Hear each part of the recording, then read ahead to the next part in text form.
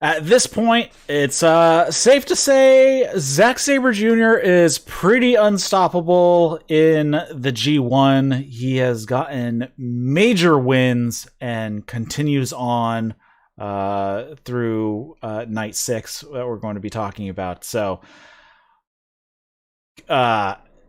he's like a clear favorite in my mind at this point because everybody that he's beaten is like way up there, and like who he has left, I can't really see them getting too many legitimate wins over. Yeah, at this point, I really hope Okada and Zack is the final. And, like, because the way it works out, okay, you just have Zack lose one somewhere in here. That way he and Shingo are tied on points, but Zack has the tiebreaker. He goes to the final, and he and Okada will have an incredible match. I'd put Okada over, but I would then have Zack challenge Shingo at Power Struggle. Yes, because he's already beaten him, so it makes sense that he would get a title shot. I'm curious where this goes, especially given the last night on the B block Okada and Cobb. I think so. I'm kind of at this point. I kind of want them to both go undefeated all the way through until the final night. Okada and Cobb. Yeah. That's. I mean, that works. And that would mean if Okada wins the block, he would have been undefeated in the entire block. Yeah, and that's good. This is kind of like the revival of the Rainmaker. So, I think that'd be a great way to do it. Yeah, so far this G1 has been quite good. There have been a lot of really good matches, seeing some out of the people you were not expecting, and having some people that you weren't expecting being in there to begin with. So before we start talking about that, you're listening to the That's Wrestling podcast. If you're listening to this as a podcast, we do the show over on Twitch and on YouTube, so you can follow the links in the show notes to those and hang out live and ask questions and all that fun stuff. And it will let you know if you subscribe to those channels. It'll let you know when we go live. Also, you can follow us on Twitter at That's Wrestling 1 with the number 1. There's a link to our Discord in there as well. And with me tonight, I have Trae. You can follow him at Wrestleism on the Twitter as well. Link his info is in the show notes too. So far, your thoughts on G1 quality? So far, so good? Yeah. I feel like this comes up every year that people bitch about the lineup, and it always delivers in rings. So I don't know. I just kind of don't want to hear the bitching anymore. Like, the G1's gonna deliver. To be fair, last year was pretty meh. It wasn't, some of the previous years, but and that was also like, we were still super pandemic. Yeah, super pandemic, which still, I guess they're finally raising the state of emergency in Japan. So in Tokyo as well. Yeah, Kevin and Chris were talking about it on one of the shows. It may have been night 7. I don't know, but somewhere in there, one of these. Yeah, it would have had to been night 7 because Kevin was solo on night 8, so and night 6, I believe. So, all right, let's get talking about this here. We're going to go in night 5 from Kobe on September 26, 2021. They actually kicked off with a prelim match. It was Master Wato against the young lion Kosei Fujita. And it was a fine match. Fujita had a good showing. Of course, he lost to Master Wato, which is perfectly acceptable. Yeah, this was nice. It was a 6-minute match. Like, a nice, clean little wrestling match with Wato controlling it. Fujita, the young lion, when he got a comeback, he kind of went for impact. But Wato got him under control and won with technique, submitting him with the crab hold. and then was a sportsman and raised the rookie's hand after. So this was a nice little match. Then we had Shingo Takagi's bye match because of Naito's injury, and this is against Yuji Nagata. But boy, was Nagata not rolling over for this one, because he beat the shit out of Shingo for 17 minutes. So it was not a walk in the park for Shingo. He ate a bunch of kicks, got an exploder on the floor, worked onto his shoulder. He got hit with arm breakers. Shingo powered through the pain and hit some lariats and a suplex. Nagata clocks Shingo with a knee and a brainbuster for 2. Puts on the Nagata lock. Shingo fights out of that. He then fights out of a cross arm breaker. Shingo hits a sliding elbow for a sliding elbow strike, but then we get the justice knee from Nagata. They fight on the top rope, and Nagata hits him with an avalanche exploder for a 2 count.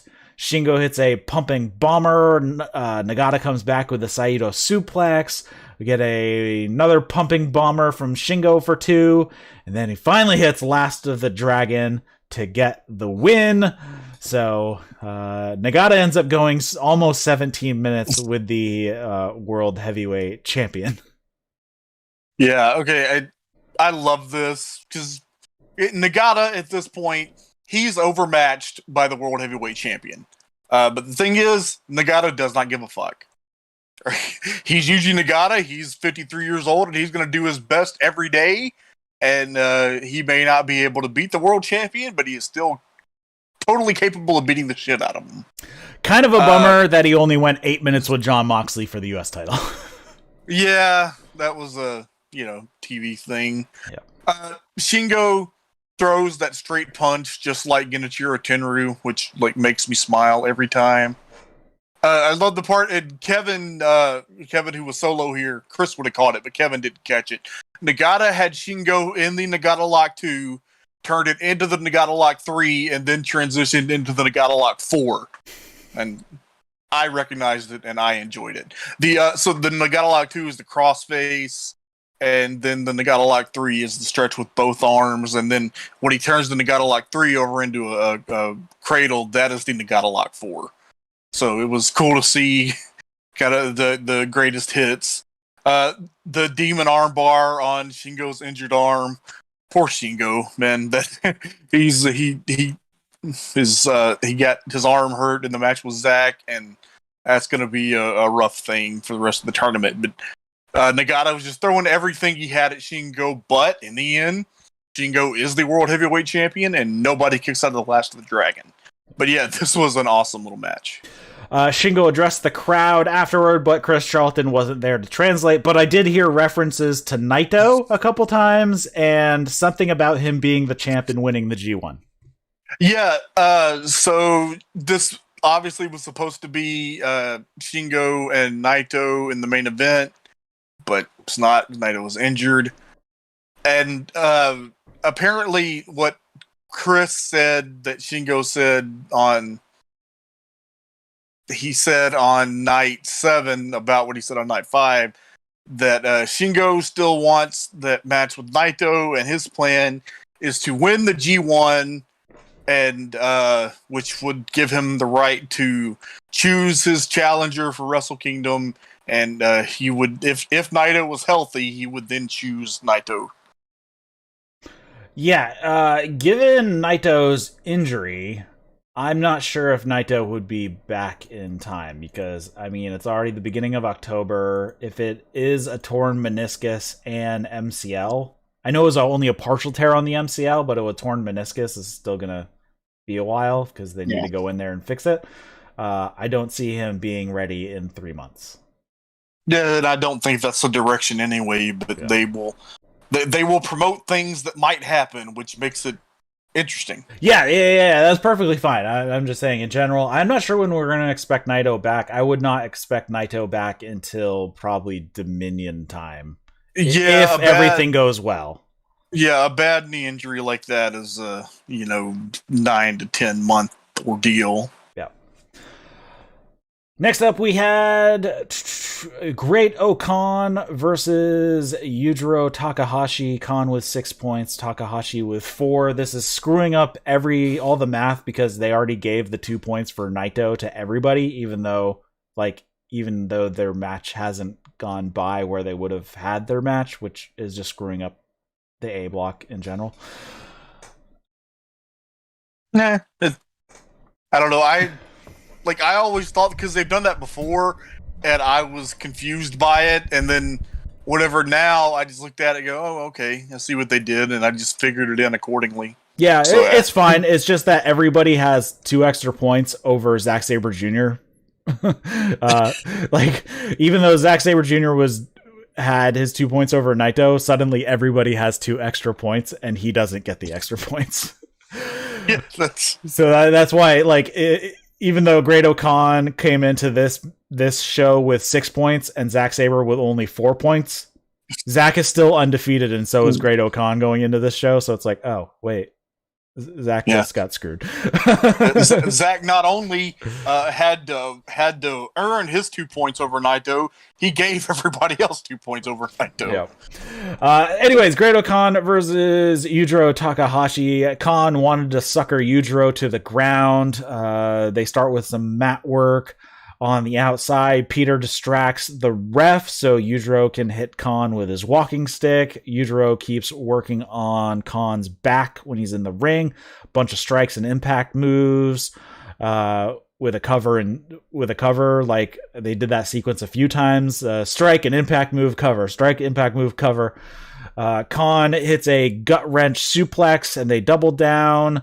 Khan hits a sliding dropkick to Yujiro in the Tree of Woe, and then Khan works a head and arm choke. Yujiro gets to the ropes. Yujiro hits a Fisherman Buster, the Intercollegiate Slam for a 2 count, running boot, and then Miami Shine for a 2 count. Khan blocks a Pimp Juice. Yujiro avoids the Eliminator, hits a big Lariat for a 2 count.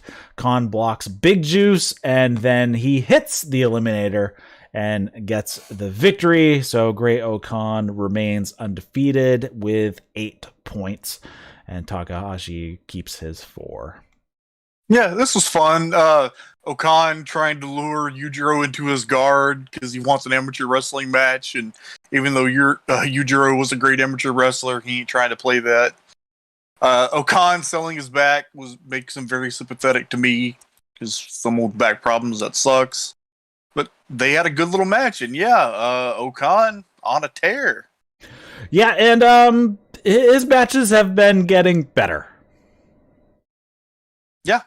So far, so good. I mean, it is the same with like Master Wato. His match with Fujita was good, and Master Wato has gotten significantly better since coming back from Excursion, and now we have Great Okan doing significantly better. I just watched Great Okan versus Zack a couple of hours ago, so that's still fresh in my mind. Yeah, it just keeps getting better. Yeah. Next up, we had Tanga Loa with 2 points versus Toru Yano with 4 points. The ref dumps out a bag that Yano had brought with him, and it was full of handcuffs and rolls of tape. So those get taken away. So they start the match. Tanga Loa pushes Yano into the ropes and pats him down himself. Then they exchange forearms until Yano drops. He gets a shoulder tackle and gets beaten up on the outside. Tanga Loa pulls Yano's shirt over his eyes, which is a pretty ridiculous spot because Yano took forever and is having trouble getting his shirt back down, which he had to answer a 20 count. Back in the ring, Tanga Loa hits an exploder for 2. Yano pisses off Tanga Loa by smacking him in the back of the head, and Tanga Loa turns around and says, "I'm not Fale." Hits a belly to belly. He removes a corner pad and attacks Tanga Loa with it a bit.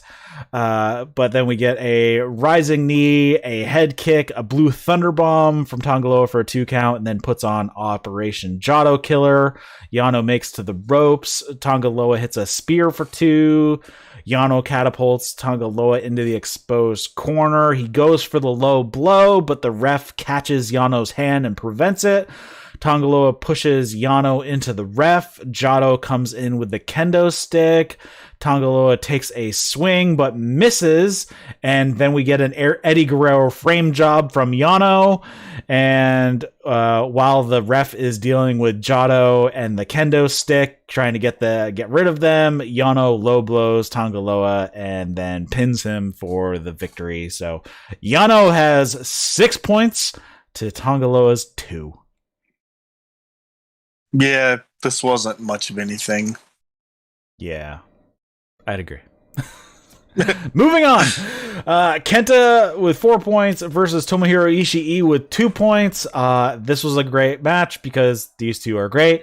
Kenta wants to bait Ishii in, but he powders and then does it again. He powders a 3rd time, but when he turns to the crowd, he was a little too close to the ring because Ishii could reach out and grab him by the hair, and he pulls him back into the ring, hits him a few times, sends Kenta to the floor, throws Kenta into the barricade a few times. Kenta grabs the ring bell off the timekeeper's table and whacks Ishii with it. Ishii gets thrown into the barricade. Kenta attacks the arm. Kenta removes a corner pad, but it immediately backfires as he's the one who ends up getting whipped into it. Ishii hits a ton of unanswered strikes, but his arm is just bothering him at this point. Kenta hits a DDT across the top rope and then hits a flying clothesline off the top. Kenta goes back to working the arm. He hits the green killer. He hits the stalling basement drop kick in the corner. Ishii avoids the double stomp off the top and gives Kenta a suplex into the corner. They exchange forearm strikes until a spinning clothesline from Kenta takes down Ishii. Kenta hits a double stomp off the top for 2. Hits a couple of knee strikes. Ishii drops him with a shoulder block.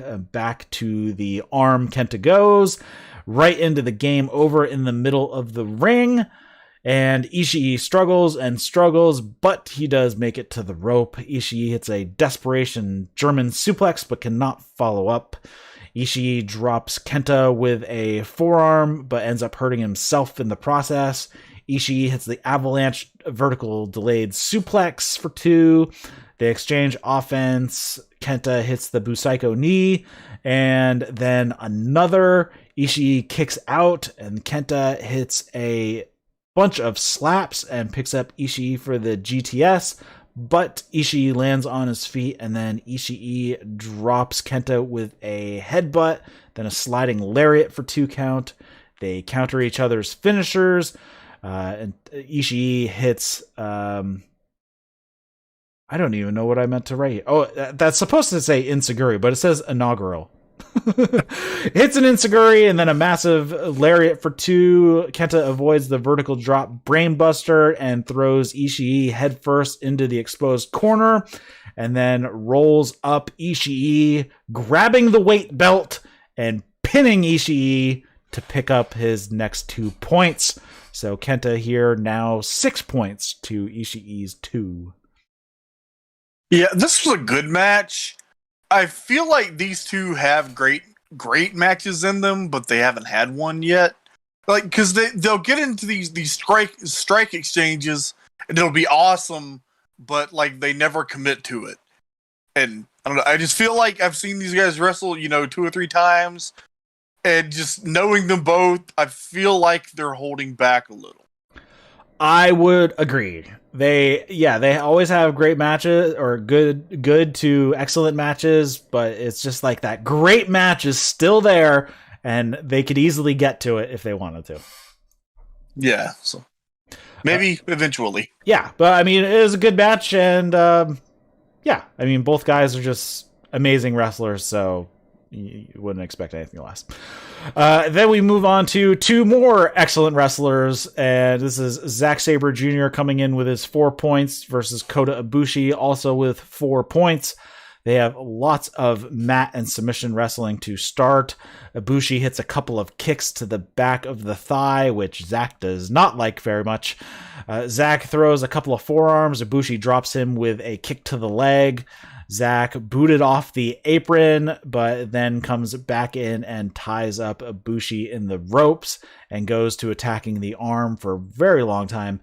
Ibushi hits a running drop kick to get some things moving in his direction, hits some kicks, standing moonsault for a 2 count. Arana sends Zack to the outside, and Ibushi hits a crossbody to the floor, gets a springboard missile drop kick back in the ring for a 2 count. Zack starts pissing Ibushi off with a ton of little kicks, just like little sucker kicks that are just... There's nothing behind him, just annoying. Ibushi drops Zack with a single kick. Zack wants to trade mid kicks. It does not go well for him, but Zack ends up hitting a sit-out powerbomb for 2, and then into a submission attempt, German suplex from Ibushi, a power slam, and then pops up into onto the second rope, but Zack runs in and drop kicks him in the back of the leg, knocking his legs out from under him, preventing the springboard moonsault. We get a penalty kick from Zack for 2, and then right into an ankle lock. Ibushi gets on his other foot and delivers a palm strike to the chest to separate. Shots to the arm from Zack. Ibushi hits a big knee strike and a bomaye for a 2. Zack avoids the kamagoye, tries an armbar. Ibushi fights out and hits a head kick. Ibushi goes for the kamagoye again. This time, Zack ties up Ibushi a few different ways from Sunday, and Ibushi verbally submits. Yeah, like, these two have the perfect dynamic. Like, when you've got a great heel who's over and a great babyface who's over, you're halfway there already. And then it's these two who don't miss when it comes to delivering in ring. So you got a pretty much a sure thing. And yeah, this was awesome. Loved everything about it. And did Zack with those kicks just antagonizing Ibushi.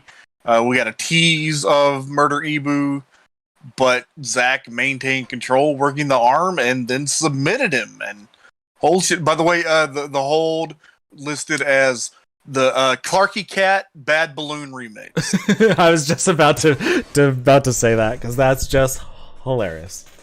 Yes. You think is it Zack coming up with all these funny names? Probably. Yes, it is. Okay. Then we move on. Then we had afterwards, Zack addresses the crowd and says, "I don't need to do my best. I'm beating these guys on autopilot. No one has an answer for this vegan technical wizard. The G1 is mine. If you have something else in your bracket, you can throw it in the trash now, just with Naito's knees. Naito, I know you're watching. I'm going to win the G1 with you sitting at home, you dickhead. And speaking of dickheads, 3 down, 6 more to go, as you were." Indeed. Zack's promos are hilarious. Yes, he's just great. We move on to the next night of G1 action, night 6. This was from Kyokuin Hall in Tokyo, September 29th, 2021. We kick off the night. It's only a 5-match card, I'm guessing, because Tokyo still has the curfew in effect. Yeah, for a few more days, apparently. Evil with 2 points versus Taichi with 4. They argue before the bell and then just start fighting. Taichi throws Evil into the barricade and then goes to choke him with the camera cable, but Dick gets involved and Evil takes advantage and he knocks over the timekeeper, and the timekeeper ended up whacking his head on the bench seating right behind him. So that could have been really bad. Evil brings Taichi's mic into the ring. The ref just takes it away. Evil throws Taichi into an exposed corner. Taichi hits a hook kick to get a reprieve. Taichi chokes Evil. Then, in the words of Chris Charlton, Taichi is strangling dick out there. That's a direct quote. Choking that dick. He said strangling. Taichi is strangling dick out there. Taichi boots Evil off the apron, which sends him into the barricade, knocking the timekeeper over. Evil catches a kick and tosses it to the referee to hit his referee-assisted kick. Evil hits Darkness Falls for 2 count. Taichi escapes everything as Evil and pushes Evil into the exposed corner. He hits Axe Bomber, and we get counters from both guys. Taichi hits a Kamigaroshi to the back, and Evil pushes the ref down. Taichi blocks the low blow and then kicks Evil in the balls.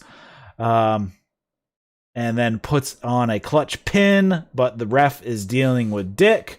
And Taichi takes out Dick, and they reverse each other a couple times. Another Gomagiri to the face. Did I say Gomagiroshi? Gomagiri to the face here for 2. Dangerous backdrop for 2, or dangerous suplex. What are they calling that?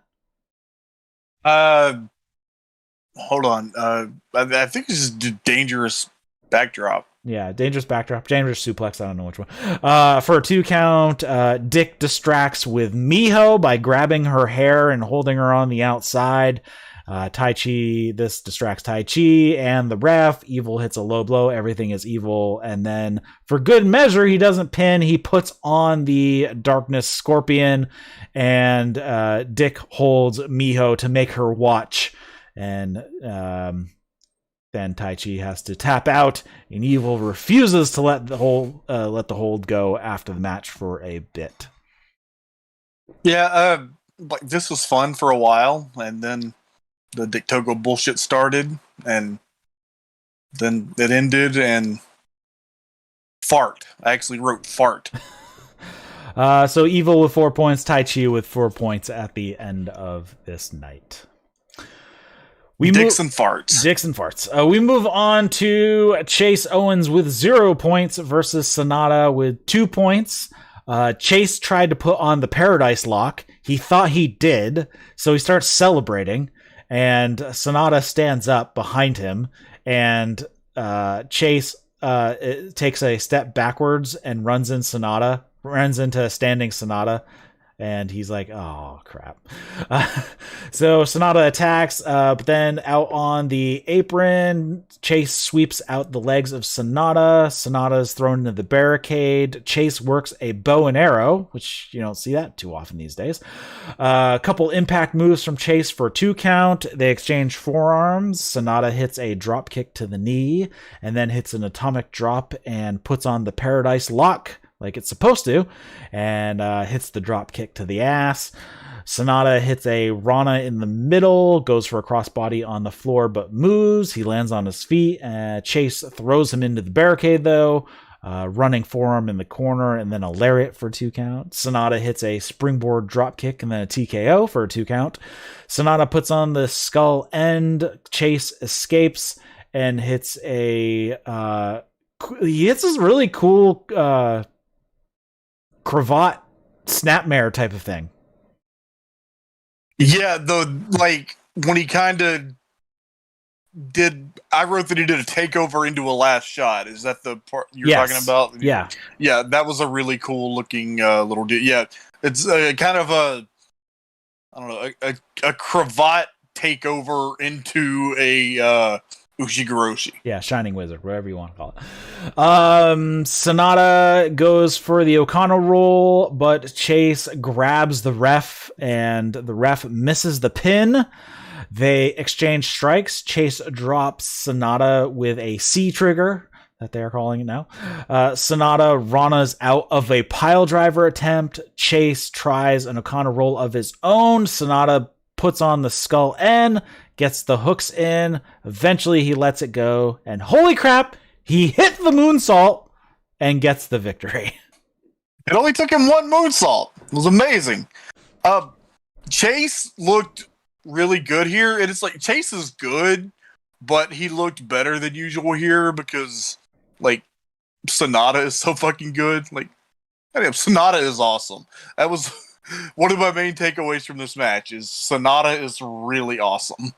Yeah, I mean, this was a good match. I mean, it was he faced Tonga, right? And he hit the gun stun out of the package pile driver. Yes. Yeah, that was awesome. So, I mean, it takes two to tango on that one. So, Chase is looking... Obviously, Chase has no credibility in New Japan, but he's a good wrestler. Yeah, exactly. Next up, we had Jeff Cobb with 4 points versus Hirooki Goto. Cobb shows his power in the lockup, so Goto grabs a headlock. Goto just bounces off of Cobb when he tried a shoulder block. Cobb knocks him down with one of his own. Goto low bridges Cobb to the outside and runs Cobb's shoulder into the ring post and then the barricade. Keeps attacking the arm. Cobb catches a leg lariat, hits a power bomb with it, and then he runs over Goto with another shoulder block. Cobb hits a few knees and then just tosses Goto aside like a sack of potatoes. Cobb runs Goto into the corner a couple times, back and forth, a few chops. He does this cool chop lariat combo these days, which is just awesome. He steps in and hits a chop with his left hand and then comes right behind it with a lariat from his right, which is awesome. Yes. Put in he hits a pull-in lariat to put Goto down. Goto rolls out of the way of the standing moonsault. Goto avoids a splash in the corner and hits a few strikes of his own. He hits the leg lariat in the corner and comes out with a bulldog for a 2 count. Cobb comes back with an enziguri, a running uppercut, and a suplex for 2. Hits a standing moonsault for 2. They exchange forearms. Goto hits a Yushi-Hiroshi, a little bit of back and forth. Goto tries an armbar, but Cobb puts his foot on the rope. We get a thrust kick from Cobb, spin cycle from Cobb, deadlift German. Goto blocks Toru of the Island, hits a suplex and tries a roll-up, but only gets a 2 count. Goto hits a reverse GTR and then a massive lariat for a 2. Cobb fights out of a GTR. Goto hits a headbutt. Cobb hits one back and pulls him up right into Tour of the Islands, and Cobb gets the victory, remaining undefeated in his block, picking up the 6 points here. Yeah, this was largely an ass whooping for poor hapless Goto. He's gonna fight you with all he has, and managed to get one really close near fall when he countered the Tour of the Islands. But then Cobb just got him in it again, and that was it. Poor Goto. Can't catch a break. Yeah, poor Goto, but I love watching his matches. So yes, absolutely. Next up, we have Hiroshi Tanahashi versus Tonga. Both guys coming into this match with 2 points. We get the basics to start. Not what I was expecting out of a Tanahashi Tonga start, but we get some strikes from Tanahashi. Tonga tries a gun stun a couple of times, but Tanahashi just pushes it off. Somersault senton from Tanahashi for 2. Tama tries a crucifix pin for 2. We get some strikes from Tonga. He works a sleeper. Tanahashi fights out with strikes. Tongan death grip from Tonga a couple times. Tanahashi catches a kick, and instead of a dragon screw, he puts on the death grip. And then when it's released, he catches another kick and then does hit the dragon screw. We get a second rope somersault senton. Tanahashi tries to put on the clover leaf, but Tama is right there and grabs the death grip again. Tanahashi dodges a corner splash, but Tonga still comes out and hits the Tongan twist. Tama hits a frog splash for a 2 count. Or I guess you could call it a high fly flow if you wanted to. Tanahashi blocks a gun stun. Tanahashi hits a twist and shout and then a sling blade for 2. Hits aces high, but then crashes and burns when he goes for a high fly flow. Tama hits a gun stun and he pops up. He is celebrating to the crowd, and then he is just too slow to cover. Tanahashi kicks out at 2 and pulls it right into a crucifix pin. And he gets the flash pin over Tonga, and Tonga is incensed that he just basically he had Tanahashi beaten, but he was hoisted by his own petard. He beat himself with his own ego. Yep. It's a very good match. I am in favor of Tama Tonga using the Tongan death grip as a tribute to Haku, greatest man alive, King Haku. Yeah, but the ref was preventing him. He was giving him 5 counts. It's like, this is not an illegal move. He is not cutting off the windpipe, which is the part that's illegal. That is a Greco-Roman Tongan death grip. Yep. But yeah, this was a good match. I don't know. People were saying that Tonga looked really stupid, which kinda, but like that was the point, I think. Yeah, I mean that's kind of Tama's character, is that he can get really excited. He's really excitable, and stuff like this ends up happening to him. Yeah, and it's when something is, generally well booked,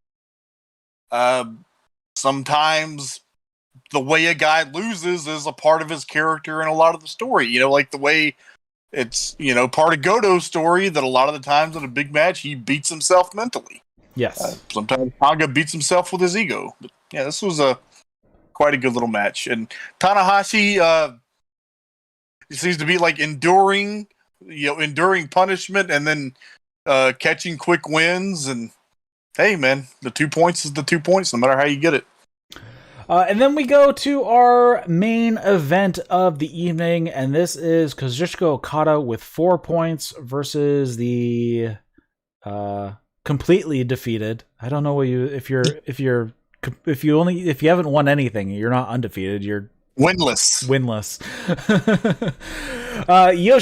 Yoshi-Hashi. So I'm okay with this being a main event, but Okada does not need to go like 27 minutes with Yoshi-Hashi. Yeah, it was a lot. Yes. So this is a very long match. They start off with some basic work to begin with. They collide a couple of times, and neither of them go down in the middle. Okada does get taken down with a shoulder tackle. Yoshi-Hashi pulls Okada out, throws him into the barricade. Massive chops from Yoshi-Hashi, but Okada then hits a DDT on the floor and then hits another one. Yoshi-Hashi has to answer the 20 count. Okada hits a pair of back elbows in the corner, flying back elbow in the corner, and then another DDT in the ring for a 2 count. Yoshi-Hashi hits a headhunter to get a breather, hard chops and strikes from Yoshi-Hashi, and a neckbreaker for 2, drop kick to the knee, and then a crossbody to Okada on the floor. Okada fights out of a powerbomb and backdrops Yoshi-Hashi. Yoshi-Hashi gets on the butterfly lock. Okada makes it to the ropes just before the 15-minute call. Okada puts on the money clip, drags him back into the middle to reapply it. Yoshi-Hashi gets a quick burst of energy and gets to the ropes. We get a top rope elbow drop from Okada. He calls for the Rainmaker. Yoshi-Hashi ducks the Rainmaker and hits a chop, but Okada comes back with a pull-in lariat and then another one. Okada spins out Yoshi-Hashi, but Yoshi-Hashi drills Okada with a lariat. Yoshi-Hashi hits a dragon suplex. He avoids an Okada dropkick and hits a double knee for a 2 count. Wipes out Okada with a lariat after hitting 2 boots. He'll get a Komigoroshi for 2, and then he puts on the butterfly lock. But he before he can get to the ropes, Yoshi-Hashi pulls Okada back in the middle with a rear naked choke, hits a backstabber, puts the butterfly lock back on again in the middle. Back to the sleeper in the middle of the ring. Yoshi-Hashi tries Karma, but Okada blocks, hits a tombstone. Yoshi-Hashi avoids a shotgun dropkick and drops Okada with a massive lariat out of the corner at the 25-minute mark. Yoshi-Hashi goes for, but misses a swanton off the top. Get dropkick to the back from Okada, dropkick to the face. Yoshi-Hashi ducks a Rainmaker and tries a cradle, but only gets a 2 count. avoids another Rainmaker, hits a thrust kick, and then Okada hits the Falcon Arrow and then the Rainmaker to get the win. Yeah, it was, longer than it needed to be, but it was good. It was Kevin Kelly referenced their return match against each other at Wrestle Kingdom 6, and there's an alternate reality where Yoshi-Hashi won that match, and the last 10 years went incredibly differently. But so this was about, Chris talked about how hard Yoshi-Hashi had to work just to get into the dojo. So, this is the dynamic of the natural born superstar against the working man's wrestling. And Okada is the clear superior in every way, but Yoshi-Hashi knows him so well that he's able to anticipate his movements at point and create openings for himself. Yoshi-Hashi got guts, he has fighting spirit. He's not going to beat Okada, but damn it, he is going to fight with everything he has and be competitive, and that's why people love and respect and appreciate him. And I love Yoshi-Hashi, so I love this. Yeah, Yoshi-Hashi has been doing really well for the past 2 years or so. Definitely like a jump up in skill from the previous couple of years. Yeah, at Wrestle Kingdom 6, Okada blew through Yoshi-Hashi in 4 minutes. And this match went 27 minutes, which, we said maybe longer than it needed to be, but as far as the story, that is just further testament to Yoshi-Hashi's growth. But, this was a very good match. Probably overall this was the weakest card so far, but still very good. Yeah, I would agree with you. It was the weakest card, but ended up still having some pretty solid matches here. I mean, Tama Tonga and Tanahashi was good, and Yoshi-Hashi versus Okada was good. It just went a little bit too long, I think. But yeah, good stuff. After the match, Okada thanks everybody for the support. It was a hard match between two teammates. Now Okada is 3-0. And he asks, are we sick of Okada's momentum? Is Okada too tough? You're going to have to stick with it. This tough as nails Okada will go through the tournament. There's still more to go. We're still going to have a lot to enjoy. And then he says he's going to win the B block, and I'm going to make it rain for the rest of the tournament. Yeah, indeed. Mm-hmm. So we're going to leave it there. I'm not sure which. I'm guessing either tomorrow or Monday we'll discuss 7 and 8. I believe night 9 starts in a few hours from now. So yeah, we'll get caught up. Yeah, they messed it up on the on the schedule on New Japan World. It says Saturday, October 3rd. No. So I'm like, that happens. Yeah. Well, you got the date right. You just got the day of the week wrong. I got an email, like a kind of a spam email, a couple of days ago, and it said it's almost September 31st, and I said, no, it is not. It was almost, but it never came. Almost, but never quite gets there. Yeah. Anything else you want to talk about New Japan wise before we wrap it up here? Night 7 is really good. Yes. So we'll talk about that next time, but yeah, it's Zack and Okan. Love that shit. Yes, Zack and Okan was a very good match. And Night 8 is pretty decent as well. It was a decent watch. So you haven't watched that one yet, right? Have not. Okay. So it was a good watch, but we'll cover that next time. Amazingly, staying up to date with the G1. I think last year we got way behind on the G1. Yeah, we're gonna try not to do that this time. Well, this year they also spread it out a little bit longer than normal too. They ended up spreading the G1 over like 33 calendar days, which normally it's like 27 calendar days. So Yes, and I am thankful for that. Yes. All right, so we're going to wrap it up here. Thanks, everybody, for tuning into the That's Wrestling podcast. If you're listening to this as a podcast, we do this show live on Twitch and on YouTube. You can follow the links in the show notes for that. If you subscribe to those channels, it'll let you know when we go live. Also, if you follow us on Twitter, at That's Wrestling 1, we let you know when we're going to go live as well. Link to our Discord is in there. And if you have any comments, questions, feedback, you can send those to the Twitter, or you can send them to Eric at that'swrestling.com. And then you can also follow Trae at Wrestleism on the Twitter as well. So for Trae, my name's Eric. You've been watching and listening to That's Wrestling. See you later, guys. Bye.